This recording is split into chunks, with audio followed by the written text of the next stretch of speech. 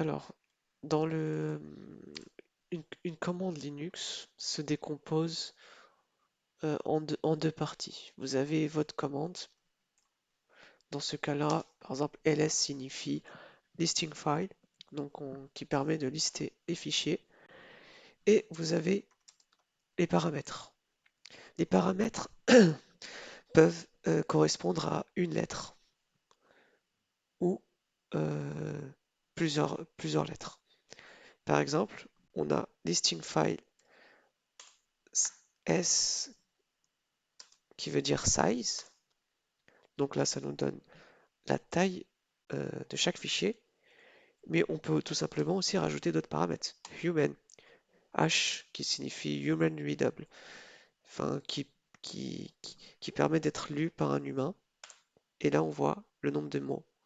Parce que c'est clair que là, il faut faire des calculs et puis voilà. Donc, aussi, on peut très bien combiner les paramètres. Donc, vous avez S, H, et là, ça correspond exactement à celle qu'on a vue. Par contre, il y a une chose qu'on peut pas faire, enfin, qu'on doit pas mélanger, c'est que un grand S ou un petit s ne sont pas identiques. C'est-à-dire que si vous avez des lettres, des grandes lettres, et ben ça a leur sens, quoi. Et puis il y a les paramètres qui sont longs. Donc ils sont plus explicites. Par exemple, ici on a size-human et c'est exactement comme on a vu précédemment. Voilà. Donc il faut vraiment, les paramètres vont vraiment vous aider à exploiter la ligne de commande.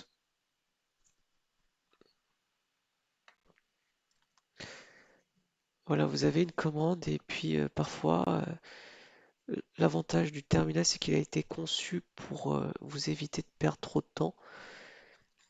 Par exemple, si vous souhaitez lancer une commande mais vous avez tout simplement la flemme de l'écrire en entier, et bien vous avez des petits raccourcis qui sont intéressants. Donc on a l'autocomplétion. Par exemple, si on fait tab, double table, là on a des propositions de commandes. Là, on a aussi des propositions de commandes, mais comme il y a plus de 300 possibilités, Linux vous propose de les afficher ou non. Et là, on fait simplement une fois tab et il s'affiche puisque c'est la seule commande qui commence de cette façon. De cette façon plutôt. Voilà. Ensuite, vous avez l'historique. Donc l'historique, c'est simplement les flèches du haut et du bas que j'utilise très souvent. C'est très pratique, ça vous évite d'écrire de longues commandes. Maintenant, il y a une commande vraiment nécessaire quand vous souhaitez apprendre, enfin, quand vous souhaitez connaître euh, toutes les possibilités de cette commande. C'est la touche man. Donc, manwish, ce qui signifie en quelque sorte qu'est-ce que cette commande fait. Et là, ça nous donne à peu près toutes les possibilités avec les paramètres et tout ça. Donc la commande wish, ça veut dire de retourner, par exemple, le chemin d'une application. Et là, il vous propose des options et l'output, enfin les résultats attendus.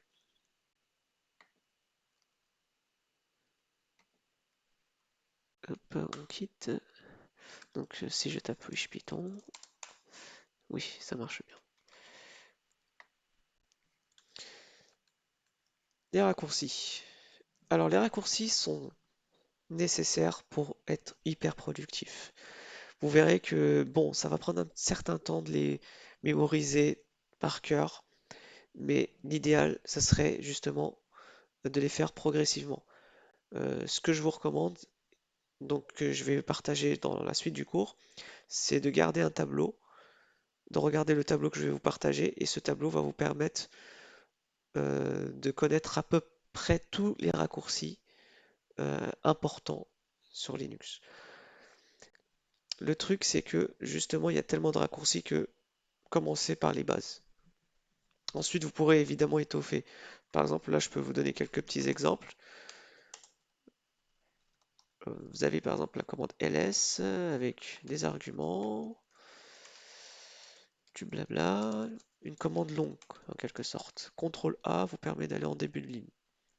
CTRL enfoncé, flèche droite, permet de vous déplacer beaucoup plus rapidement. Par exemple, vous avez oublié de rajouter un paramètre ici. CTRL E vous permet d'aller en fin de ligne. CTRL C vous permet d'annuler, tout simplement. Vous avez écrit quelque chose. Ah non, c'est pas cette commande, CTRL C. CTRL L permet de tout effacer. Enfin, plutôt de revenir. D'avoir un terminal propre. Parce que souvent, on fait des trucs comme ça. Et puis, on veut un terminal propre. Ensuite, il y a aussi CTRL B. On recule d'un caractère. Bon, après l'idée, enfin, on peut utiliser les flèches. Finalement, ça revient au même. Pour vous dire qu'il y a beaucoup de raccourcis. Il faut faire le tri et voir les plus importantes. Et ensuite, au fur et à mesure que vous apprendrez à utiliser la ligne de commande, vous pourrez étoffer au fur et à mesure votre pratique à ce niveau-là.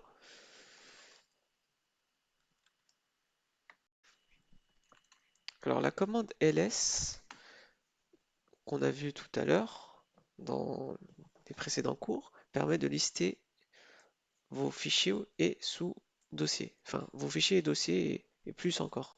Elle, elle est structurée de cette façon.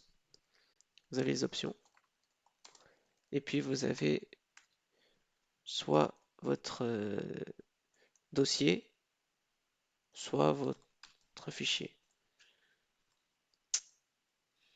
Donc c'est à peu près la structure du ls. Donc là, on a ls-a qui permet de lister les fichiers cachés et les autres fichiers.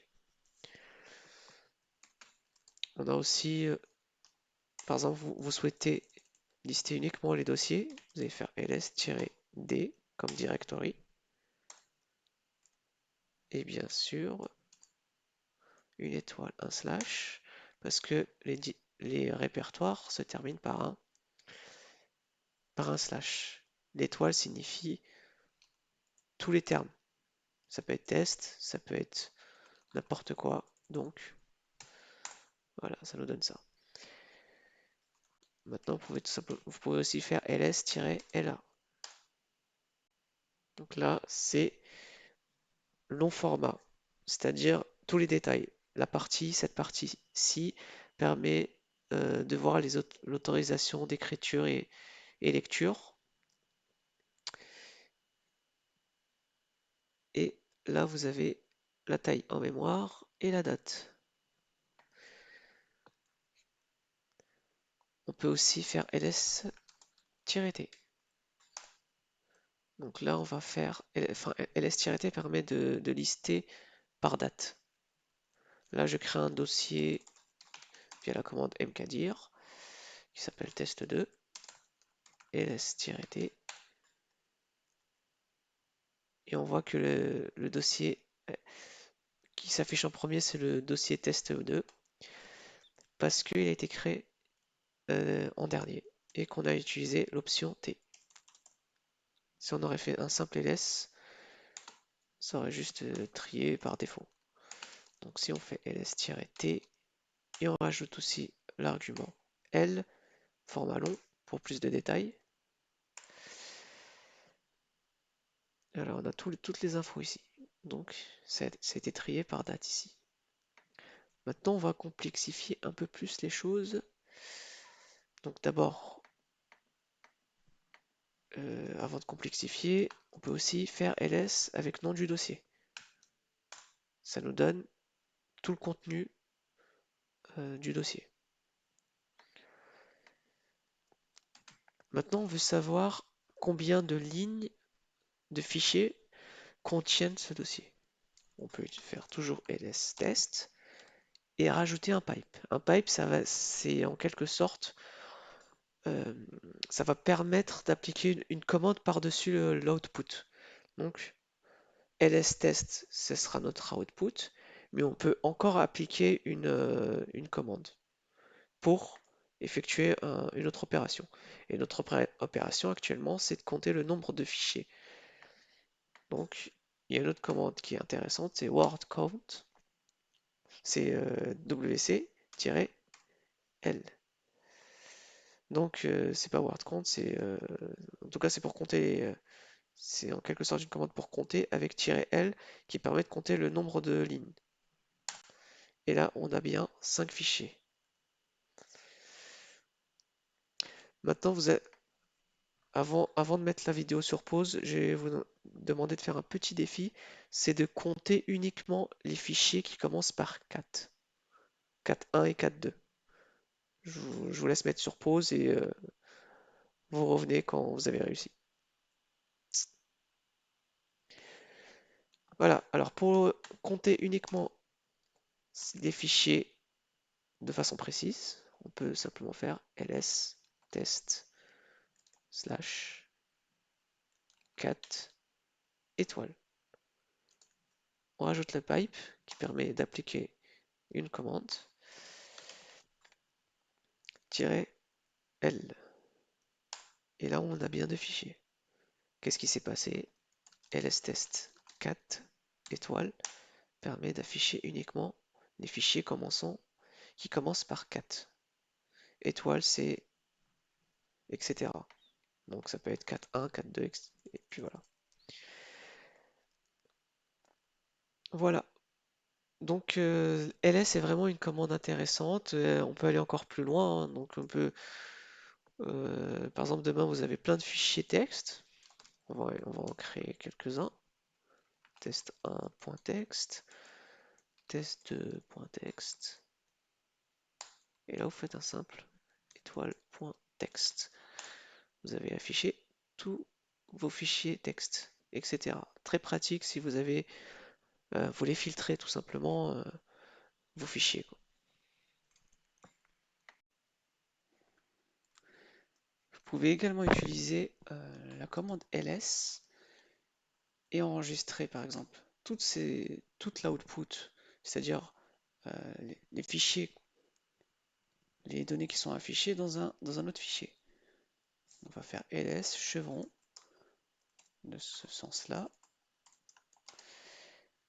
Et on va mettre par exemple output. ls 4 pour afficher le contenu d'un fichier. Et là, qu'est-ce qui s'est passé? C'est qu'on a, grâce à notre commande ls, on a affiché le contenu du dossier actuel et on l'a mis dans un fichier output qu'on a affiché ensuite par 4. Vous pouvez aussi également rajouter encore d'autres données. On va faire un ls test et on voudra ajouter tous les fichiers contenus dans le dossier test à l'output. Dans ce cas, on va faire un double chevron, qui veut dire on rajoute les données par la suite, des données existantes. Cat output. Et là, on a rajouté les données. On refait la même chose, cette fois-ci, sauf que on met un chevron. Cat output. Là, qu'est-ce qui s'est passé? C'est qu'on a écrasé les données existantes. Quand on utilise un chevron, on écrase les données. Les doubles chevrons permettent d'append, c'est-à-dire de rajouter des données par la suite. Alors la commande cd permet de changer de répertoire. Donc pour changer de répertoire, vous utilisez la commande cd et par exemple le nom du répertoire. Donc là je tape un ls. J'ai envie d'aller dans test, donc cd test, nom du répertoire. Voilà. Ensuite, vous souhaitez retourner en arrière. Dans ce cas, cd deux petits points et vous retournez en arrière. Vous pouvez également allez à la racine, cd slash, et là vous êtes à la racine. Voilà. Et par exemple, si je veux retourner bah, tout simplement dans mon dossier bash, je peux, vu que je l'ai pas créé, vu que j'ai créé dans home et le nom de mon utilisateur, je peux tout simplement faire cd. Je tape pwd qui me permet d'afficher le chemin, ce qui nous donne ça. Et à partir de là, je peux continuer à naviguer. Donc cd bash, voilà. Ensuite test, et on est dans notre dossier. Je peux aussi également, mon petite astuce, hein, on peut enchaîner des commandes. Par exemple, je peux très bien faire cd test, le symbole and et un ls. Voilà. Donc ça c'est une petite astuce quand vous souhaitez enchaîner les commandes. Et sinon vous pouvez également faire ça en test, hein. Il y a tellement de façons de le faire que c'est intéressant. Alors, nous avons la commande pwd qui permet d'afficher le chemin actuel. Par exemple, on est dans le dossier bash, donc voilà le chemin. C'est une commande pratique, hein, vous pouvez également utiliser la variable d'environnement qui s'écrit avec $, pwd. On a exactement le même résultat. Ensuite, on a la commande wish. Wish, ça permet de savoir, par exemple, on a un logiciel installé et de savoir exactement où ce logiciel a pu être installé. Par exemple, on va faire Firefox. Vu que je l'ai pas, on va essayer Chrome. Non plus. J'ai Opera alors. Non plus. J'ai que Internet Explorer. Donc, ouais. Donc, j'ai pas installé encore Opera ni Chrome. Mais on a essayé avec Python. Et là, on voit que Python est dans ce chemin. Maintenant, on va essayer aussi avec Python 3. Python 3.6, 3.8, il n'y est pas, parce que je ne l'ai pas installé. Donc, s'il n'y a pas d'output, c'est que vous n'avez pas installé le programme. Et vraiment, Wish, c'est une commande très pratique, notamment quand vous avez plusieurs versions d'un langage. Moi, j'utilise souvent Python et connaître la bonne version et savoir où elle se trouve, c'est très pratique. Alors la commande touche permet de créer un fichier. Touche, par exemple, mon fichier, ls. On voit bien que mon fichier a été créé. On peut également créer un fichier avec une extension. Par exemple, ça peut être calendar CSV. Et malgré qu'on crée un fichier sans extension comme mon fichier, on peut quand même le modifier. On peut créer plusieurs fichiers à la suite. Par exemple, touche fichier 1, fichier 2. On fait ls. On voit bien que tout a été créé. Maintenant, on va créer un dossier. Donc, pour créer un dossier, c'est mkdir. Dossier 1, ls. On voit bien que notre dossier a été créé. On peut en créer plusieurs. Donc, c'est à peu près le même principe que touch ou touch. Désolé pour mon anglais, mais j'ai jamais été doué à ça. En tout cas, pour la prononciation.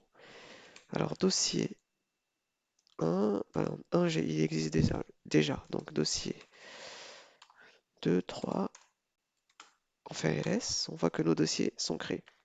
Maintenant, admettons que vous souhaitez créer plusieurs dossiers et sous-dossiers. Par exemple, vous voulez un dossier qui s'appelle, je sais pas, chien. Donc vous allez faire mkdir chien, mais vous voulez également qu'il y a dedans un sous-dossier qui s'appelle race. Puis également âge. Pour cela, on va rajouter un argument qui s'appelle p, et on fait un ls, et là, on va aller dans notre dossier chien. C'est des chiens, ls, ls race.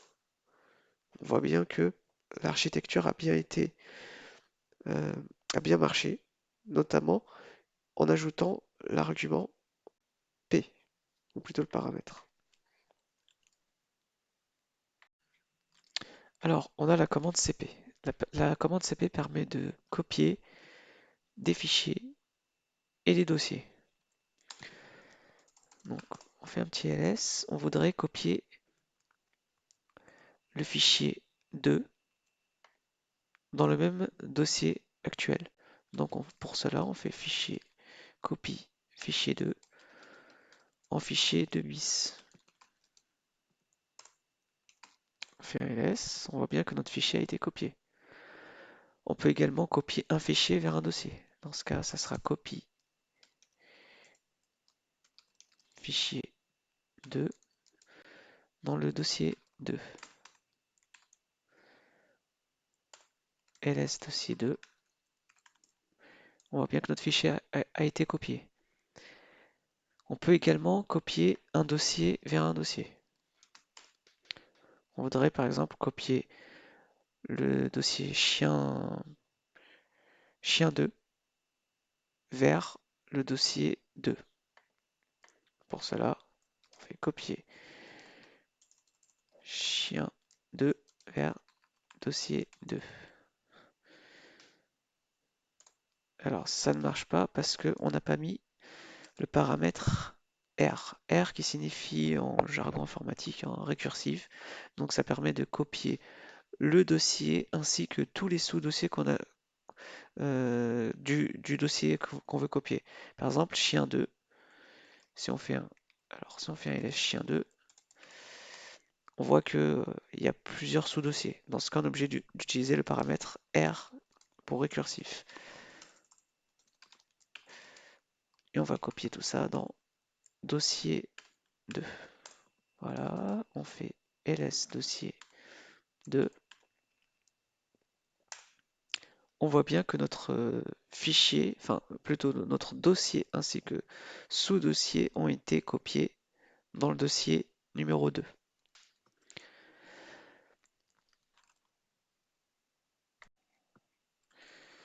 On peut également copier, par exemple, tous les fichiers texte dans le dossier numéro 1.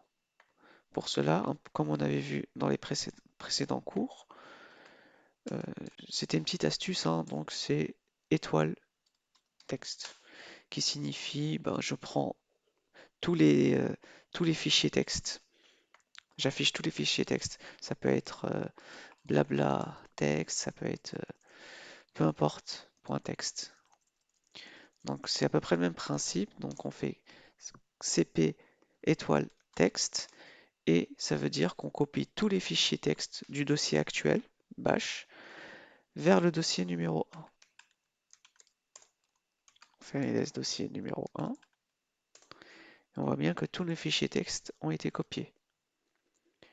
Maintenant, on va parler de la commande move. La commande move, qui signifie move en anglais, évidemment déplacer, c'est une commande qui permet de renommer un fichier ou un dossier et de déplacer un fichier ou un dossier. On a par exemple fichier 1, enfin file text par exemple. Ça nous dit rien. On voudrait par exemple appeler race.text. Voilà, c'est plus parlant. Donc ce qu'on vient de faire, c'est qu'on a renommé notre fichier file text bidon en race.text. Alors il est là, exactement. Donc, maintenant on voudrait déplacer ce fichier texte dans le dossier chien. Pour cela, on va faire move, d'abord on va faire ls chien. Chien 2, c'est pas parlant, donc avant de faire tout ça, on va move le dossier chien 2 en chien, tout court.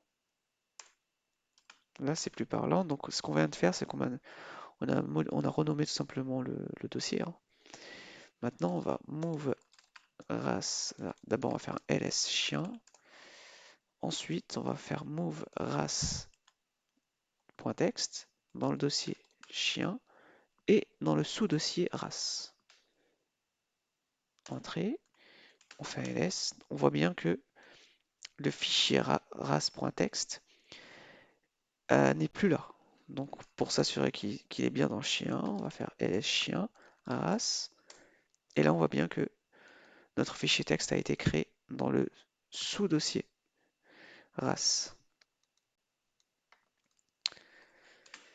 Maintenant, on peut également, comme on a vu un peu là-haut, copier, plutôt que de copier, mais déplacer tous les fichiers texte dans le dossier numéro 1. Alors, on va le mettre dans le dossier numéro 2. Donc, on va copier, enfin, on va déplacer, pardon, tous les fichiers texte dans le dossier numéro 2. Et là, on fait un ls, enfin ls dossier, ils sont plus là déjà, mais ls aussi dans le dossier numéro 2. On voit bien que tous nos fichiers texte ont été déplacés.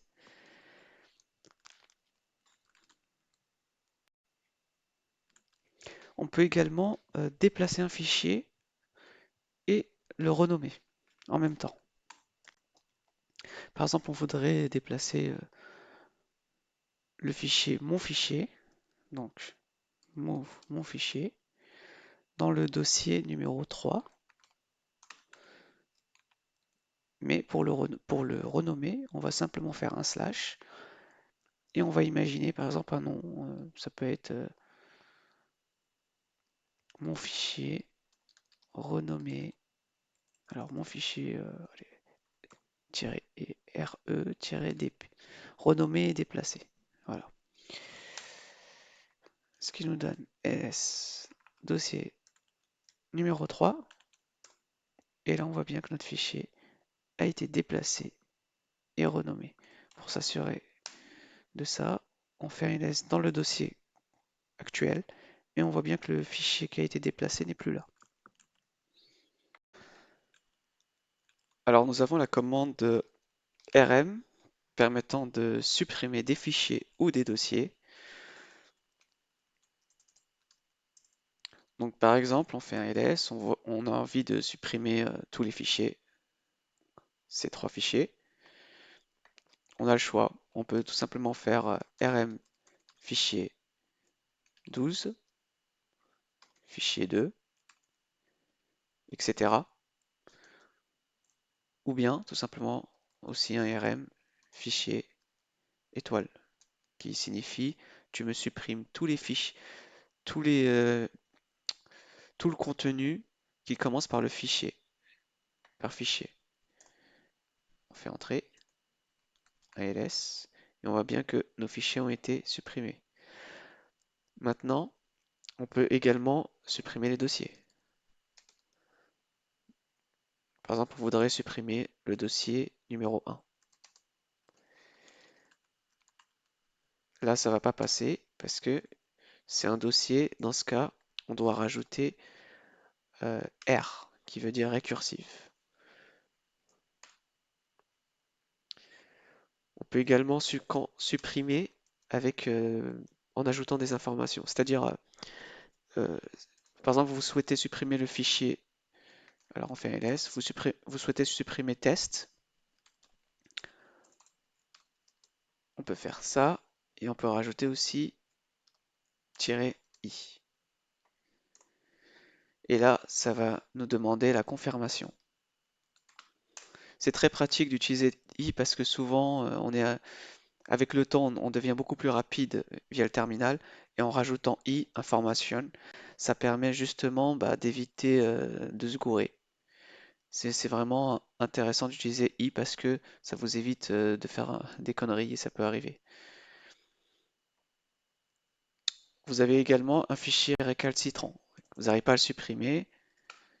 Par exemple, on va créer un fichier bidon et on veut le supprimer, mais on voit qu'il y a des erreurs et qu'on n'arrive pas à le supprimer, on peut utiliser F. C'est vraiment un paramètre à utiliser vraiment dans le pire des cas, il faut être sûr de le faire.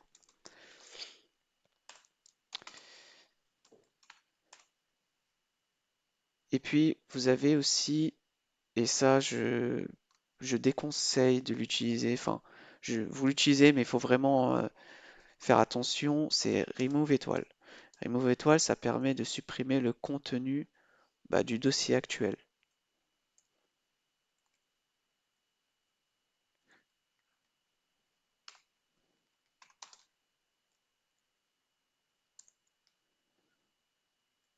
Alors, alors remove-d pour directory, ensuite on fait étoile slash, et là ça devrait être bon.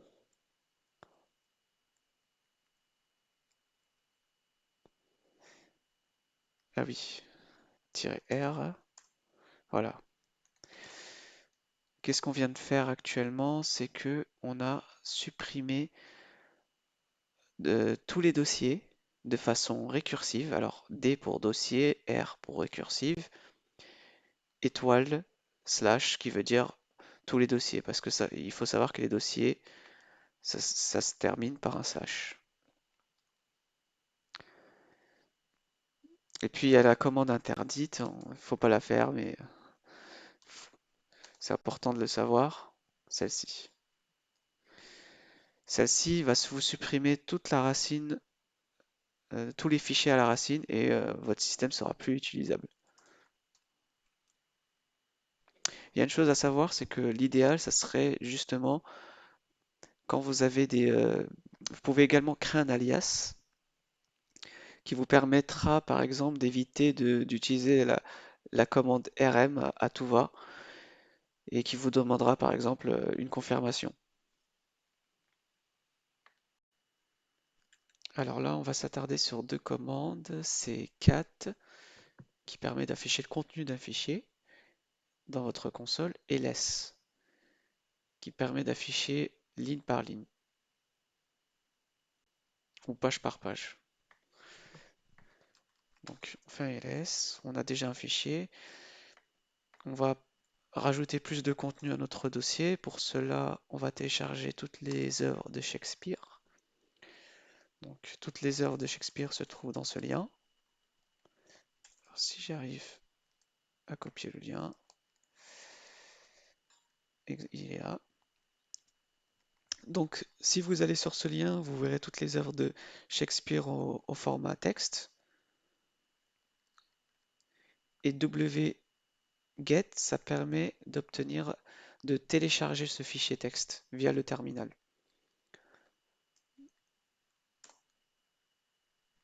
On fait un ls et là, on a toutes les œuvres de Shakespeare. Donc, qu'est-ce qu'on va faire? On va afficher d'abord le contenu de user. Pour cela, cat user CSV. On peut également afficher toutes les œuvres de Shakespeare. Alors, vous voyez, c'est pas pratique hein, parce que là, ça défile et il y a tellement de texte que cat c'est intéressant quand le fichier est court, quoi, en quelque sorte. Alors, d'où la commande less.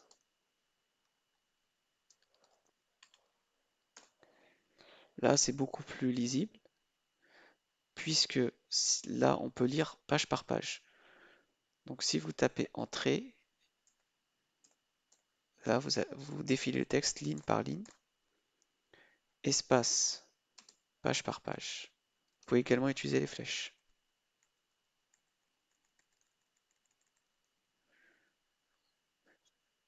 Maintenant, on va quitter ça. Alors, pour quitter, vous tapez Q, la lettre Q. On peut également, maintenant on va parler aussi des touches head and tie, pardon. Donc head c'est pour afficher le début du texte. Donc head 15, alors head 15, 24. Donc on affiche le début de notre long texte. Ensuite tie pour afficher la fin du texte.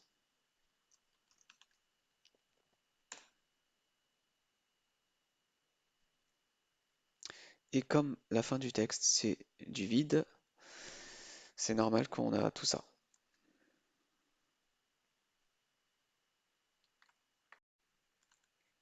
La commande grep permet de filtrer les données.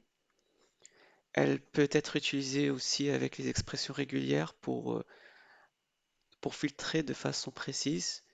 Elle dispose de plusieurs paramètres qui facilitent la recherche de texte dans un fichier ou dans des sous-dossiers. Alors on fait un ls. Pour l'instant, j'ai créé un fichier bidon qui s'appelle user. On l'affiche avec la commande cat. Voici ce qu'on obtient. grep nous permet de filtrer les données. Donc, par exemple, on souhaite récupérer dans ce fichier uniquement la personne qui s'appelle Sam. grep Sam et on tape le nom du fichier.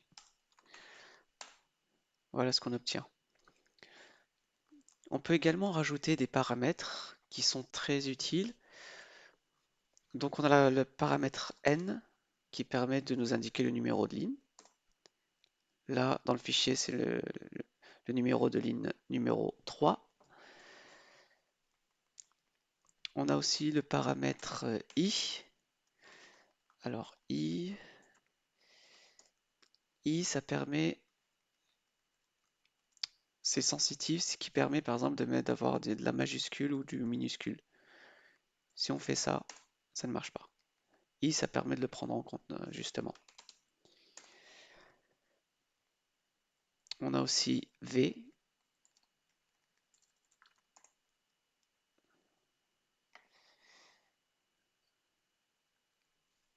Alors V, c'est en gros, ça nous indique, on prend tout, on affiche tous les fichiers, enfin toutes les données du fichier, hormis celui-ci indiqué, c'est-à-dire Sam. On a aussi récursif. Alors récursif, ça permet de chercher des fichiers, un peu comme les dossiers la création de sous-dossiers. Ça permet justement de chercher des fichiers dans des sous-dossiers. Donc récursif, par exemple, on fait un lslol, c'est un fichier bidon que j'ai créé. On fait cat cat, pardon, lol, lol text. Donc le fichier lol.txt contient des données bidons. Là, l'objectif, c'est de chercher dans ce fichier tout ce qui contient blabla, ou tout simplement bla. Donc on fait grep de façon récursive, bla, juste lol. Pas besoin d'aller plus loin. Et là, ça va chercher dans tous les dossiers et sous-dossiers le terme qui contient bla. On peut également utiliser, très très utile, c'est les expressions régulières. Les expressions régulières, c'est en quelque sorte les patterns, c'est-à-dire tout ce qui commence par B ou tout ce qui contient du texte ou tout ce qui contient des numéros. Vraiment, on peut vraiment grep et les expressions régulières, ça permet d'avoir une précision très, très efficace. Et donc, on va utiliser le paramètre grand E. Alors, on va faire ls cat user. Et là, l'objectif, c'est de chercher tous les utilisateurs qui commencent par R. Pour cela, grep-grand E, petit chapeau, et on met R. Et ensuite, user. Qu'est-ce que ça nous donne? On peut également combiner avec tout ce qu'on a appris précédemment, -n, numéro de ligne, etc. Bon, le petit chapeau, je ne l'ai pas sorti de mon chapeau justement, mais vous pouvez aller sur Internet, il y a normalement toutes les astuces pour les expressions régulières. Vous avez même des sortes de traducteurs. Donc là, je vais vous lancer un petit défi, c'est que vous allez me chercher tous les fichiers qui commencent par B, par exemple. Vous allez d'abord créer un dossier comme moi, c'est-à-dire LOL, ou comme vous voulez. Et, et dans ce fichier, dans ce dossier, pardon, LOL, vous allez créer également un fichier qui s'appelle lol.txt. Dedans, vous allez y mettre bah, des données. On va le faire rapidement, comme ça va être plus simple. Donc on va supprimer notre dossier. On va créer un dossier avec, comme ça. On va entrer dedans. Il n'y a rien, évidemment. Et là, on va faire un écho, blabla, chevron, et ensuite texte. Donc on vient d'entrer les données blabla dans le fichier loltext. Cat loltext. Voilà, on revient en arrière. ls, alors, ls, lol. Ok, tout est ok. Une fois que vous avez fait ça, le petit défi, c'est de chercher tous les textes qui commencent par B et de façon récursive. Mettez sur pause et revenez quand vous avez trouvé et surtout ne pas utiliser l'internet. Normalement, avec tout ce que vous avez vu précédemment, vous devez pouvoir le faire. Voilà. Donc, grep-r pour récursif, grand E pour expression régulière, qui commence par B, dossier. Voilà.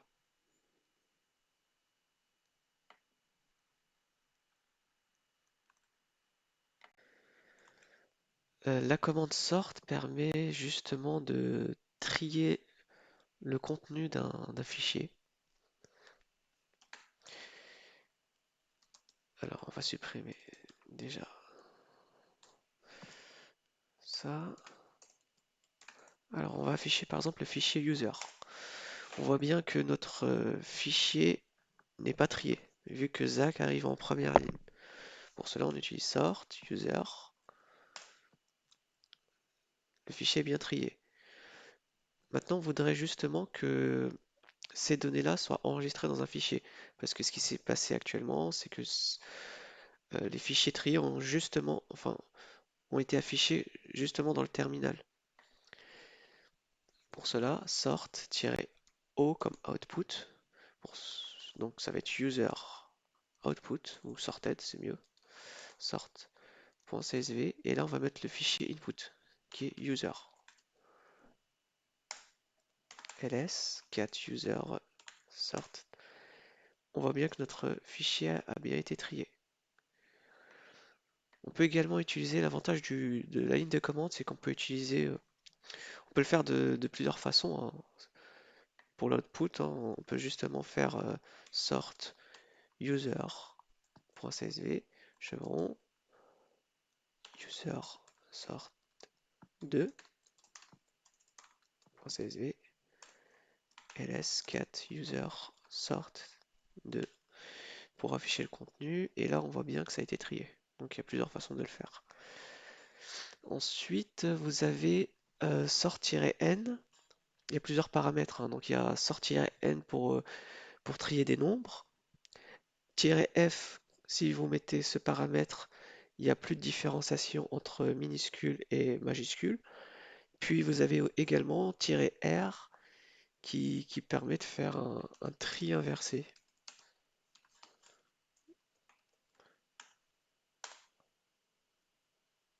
Voilà.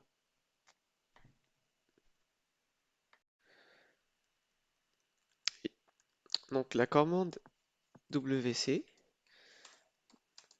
c'est la commande word count qui permet de compter. Par exemple, pour le fichier user,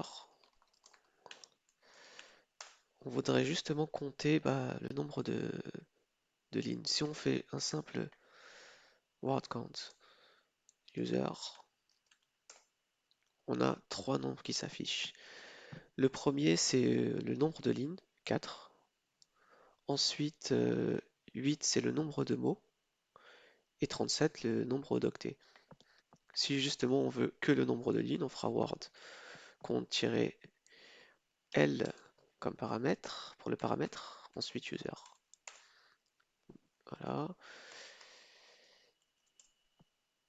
W pour le nombre de mots, 8. Et ainsi de suite. C'est le nombre d'octets. On peut également faire word count-m pour savoir le nombre de caractères. Voilà. Maintenant, j'ai un petit défi. Ça serait justement, par exemple, là, vous avez, en tapant ls, vous avez plusieurs fichiers qui s'affichent. L'objectif, c'est de savoir combien de fichiers sont affichés. Bon, là, il y en a bien 5, évidemment, c'est facile à vue d'œil, mais via la ligne de commande, c'est un petit défi que je vous lance. Vous mettez pause et vous essayez de le faire. Voilà, donc pour compter, on l'avait déjà vu dans un précédent cours, rapidement, c'est ls pipe word count-l. Et là, vous avez bien 5 fichiers.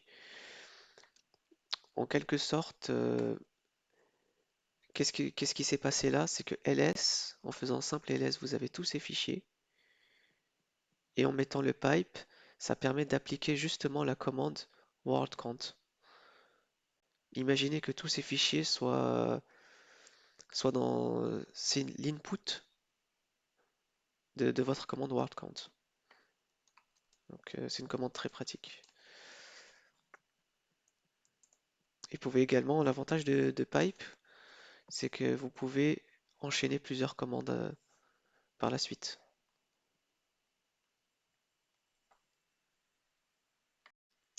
Alors, on a la commande cut qui permet justement d'afficher, de couper un fichier et de l'afficher directement sur votre console. Ça ne l'enregistre pas, mais ça affiche le fichier coupé. Là, par exemple, on va afficher justement user et on voudrait récupérer la première lettre de chaque ligne. Pour cela, on a cut-c comme cut et on met un nombre. Là, justement, on a mis la première lettre avec le nom du fichier.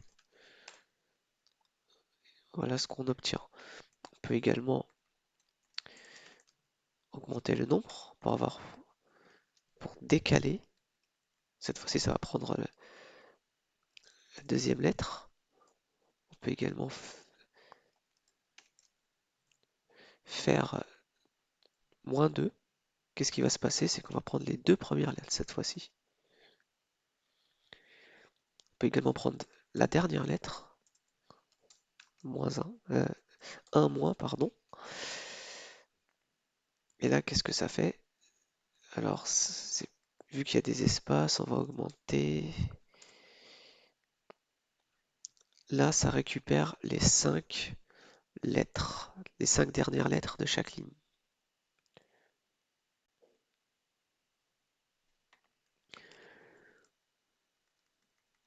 On peut aussi faire un range. Un range, c'est ça, de 1 à 3.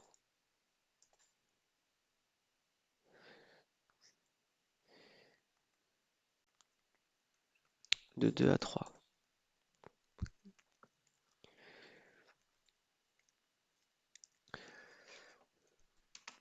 Maintenant,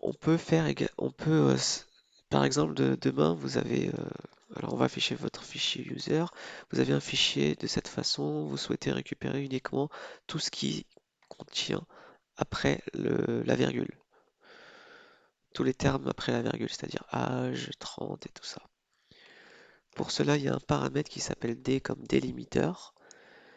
On met le type de délimiteur, dans ce cas c'est une virgule. F avec le nombre, c'est-à-dire est-ce que vous voulez le premier terme qui sera name, Zach, etc. ou le deuxième terme. Nous, ce qui nous intéresse, c'est le deuxième terme. Alors, pas âge, c'est user. Et là, qu'est-ce qui s'est passé? C'est que ça, on a récupéré le deuxième terme. On peut récupérer également le premier terme. Maintenant, on va changer de délimiteur. Alors, on va mettre un point virgule, tabulation.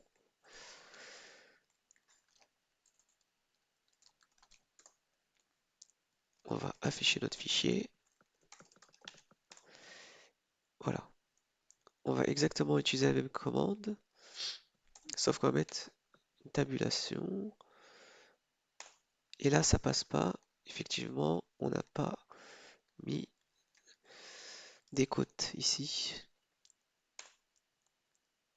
Voilà. On va également rajouter d'autres champs.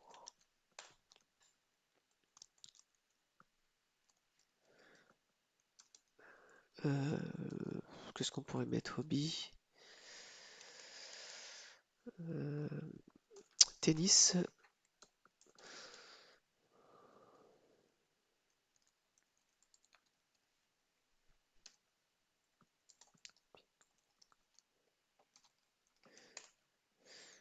Et là, par exemple, on refait. Là, si on réaffiche notre fichier modifié, on voudrait par exemple récupérer uniquement les noms et les hobbies, mais pas l'âge.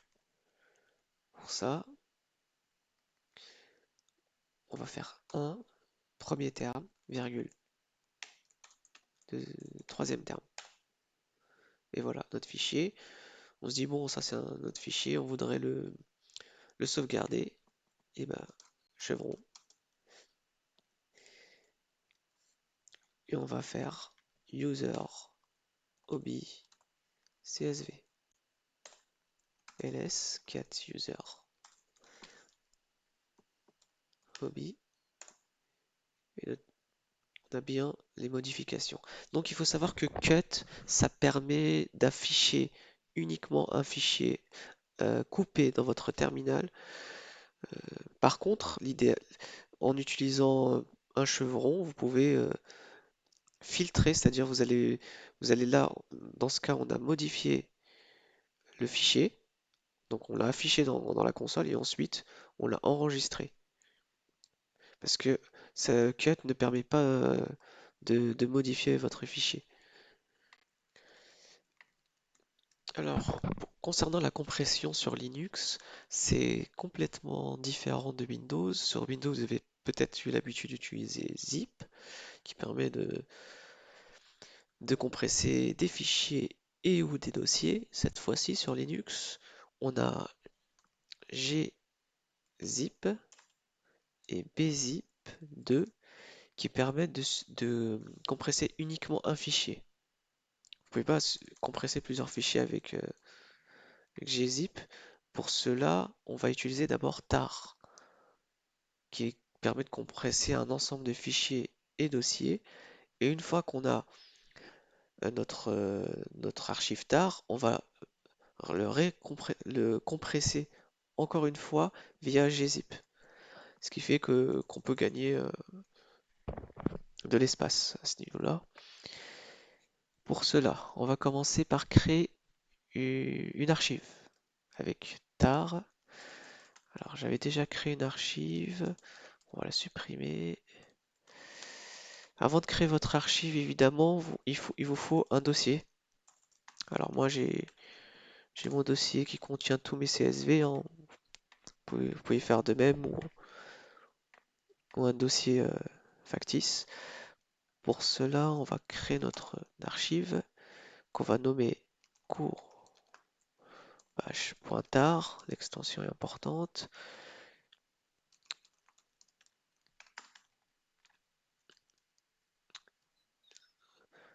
là, on a le nom de l'archive et le nom du dossier qu'on veut archiver. Il manque une chose très importante, ce sont les paramètres. Alors paramètres, on va prendre C pour créer l'archive, V pour afficher les détails des opérations, qui signifie verbose, et F, c'est pour assembler l'archive dans un fichier. ls, on voit bien que notre archive a bien été créée. Maintenant, on voudrait, sans extraire l'archive, afficher son contenu. Pour cela, tar-tf cours bash pointard. Et là, on a le contenu. On voit bien que rien n'a été extrait. Maintenant, tiens, vous avez oublié de rajouter un fichier dans votre tar. Admettons que vous souhaitez rajouter le fichier name.txt. Pour cela, il y a trois paramètres. C'est R, V, F. Cours, vu que il existe déjà, la compression va le prendre en compte. Et là, on voudrait rajouter name. On va quand même afficher notre archive avec TF pour voir. Et il a bien été pris en compte.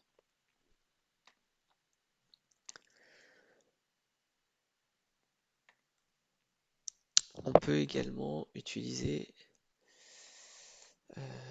xvf cours bash tar. Et qu'est-ce qui va se passer? C'est que là, on va extraire notre archive. Vu que le dossier existe déjà, on va le supprimer de façon récursive. Et là, on va l'extraire. Donc, il a bien été extrait. Alors, nous avons précédemment créé une archive qui s'appelle courbash.tar ou le cours ou le nom que vous avez donné. Donc cette archive, elle a pris notre dossier et elle l'a transformé en pointard. Maintenant, on peut également continuer à archiver celle-ci, c'est-à-dire à créer un format zip, gzip, pardon, qui s'écrit de cette façon, ou bien un format gzip2. Alors, ces deux formats permettent de compresser une archive tar ou un fichier. La différence entre gzip et bzip2, c'est que gzip2 est plus utilisé et bzip2 est un peu moins utilisé, mais elle apporte de meilleures performances. Et elle est un peu plus longue, justement. Si notamment vous avez des fichiers volumineux. Donc là, on va compresser notre fichier courbash, pointard. On va rajouter un paramètre qui s'appelle k. K, c'est pour dire en quelque sorte keep, hein. Ça revient au même de l'écrire de cette façon. Et ça va nous dire en quelque sorte que on va compresser cette archive courbash pointard, mais on va pas modifier le fichier. Ça va nous créer une copie. Parce que si vous enlevez ce paramètre, ça va simplement modifier votre fichier de base. tar en tar.gz. Donc là, on voit bien que ça nous a créé un fichier gz. On va faire un ls-l. Et là, on compare notre fichier tar avec notre fichier gz. Et on voit bien qu'il y a eu une bonne... qu'on est passé de 10 240 gigabits, enfin pas gigabits, bytes, pardon, à 334 bytes.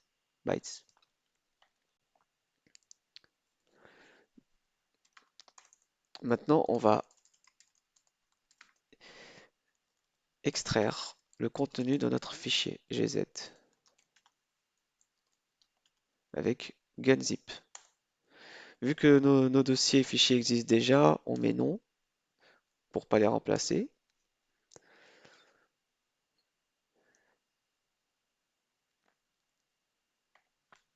Ensuite, on a aussi le tar.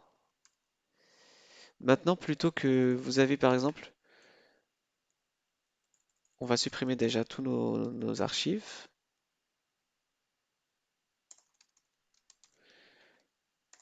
Maintenant, vous avez ce dossier-là et vous souhaitez justement le compresser en tar, c'est-à-dire créer une archive tar et puis le compresser en gzip.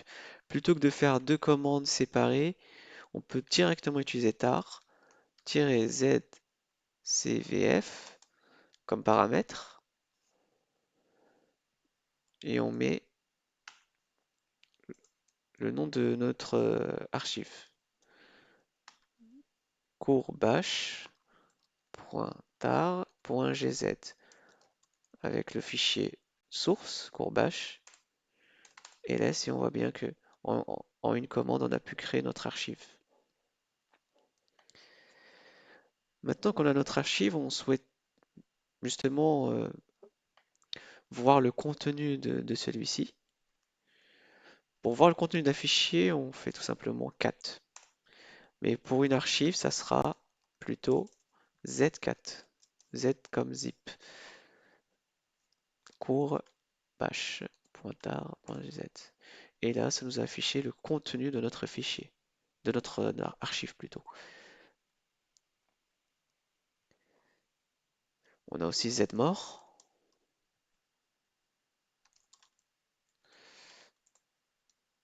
Zmore, c'est la même commande, sauf que plutôt que d'afficher tout sur votre ligne de commande, vous avez l'indicatif mort qui permet d'avoir la suite et de pas trop surcharger votre terminal. CTRL-C pour quitter. Heureusement, le fait d'utiliser Linux nous permet également de gérer les fichiers Windows. Quand je parle des archives Windows, c'est plutôt les formats .zip. En natif, Linux gère le tar et le tar gz ou le gz ou d'autres formats équivalents. Pour cela, on va commencer à installer le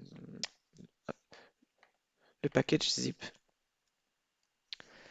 Alors, pour installer un package, c'est sudo apt get, en tout cas si vous êtes sur Ubuntu, install unzip.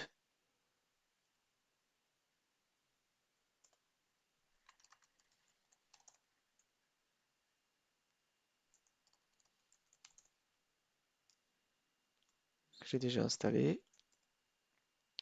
On installe également le zip.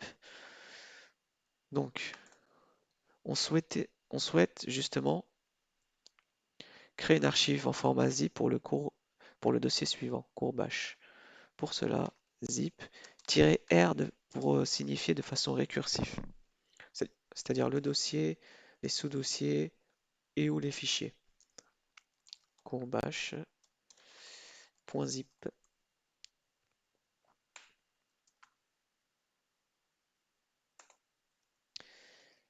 Alors, qu'est-ce que ça met?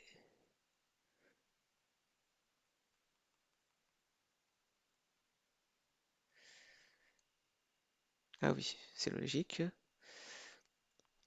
Alors ça, c'est le format qu'on souhaite obtenir, mais il faut aussi le format en entrée, un peu comme ce qu'on a fait avec tar. Donc, ce qu'on met en entrée, c'est ça.